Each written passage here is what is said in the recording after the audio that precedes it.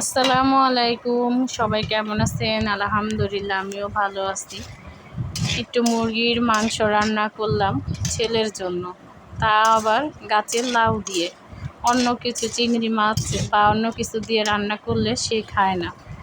বলেন, লাউ তো একটা সুন্দর একটা সবজি, শরীরের জন্য অনেক উপকার। তার মধ্যে হয় যদি নিজের গাছের লাউ, তাহলে তো কথাই নেই। তাই একটু মুরগির মাংস দিয়ে লাউটা রান্না করলাম।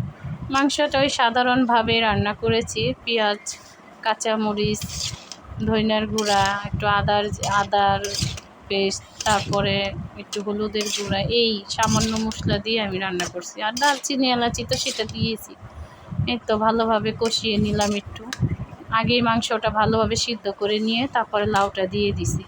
লাউটা কষানো হয়ে গেছে, ঝোলও দিয়ে দিছিলাম মাঝখানে। এখন জিরার গুঁড়া দিয়ে দিব। দেখুন, দেখতে অনেক সুন্দর হয়েছে আর খেতেও অনেক সুস্বাদু, কারণ লাউর সাথে আদা রসুন জিরা এগুলার মিশ্রণটা অনেক ভালো লাগে। আর লাউটাও ছিল অনেক সুন্দর, নিজে গাছের লাউ। যদি এই ভিডিওটা ভালো লাগে, লাইক কমেন্ট শেয়ার করে দেবেন। আর ভিডিওটা পুরোপুরি দেখে একটা গঠনমূলক কমেন্ট করবেন। আল্লাহ হাফিজ।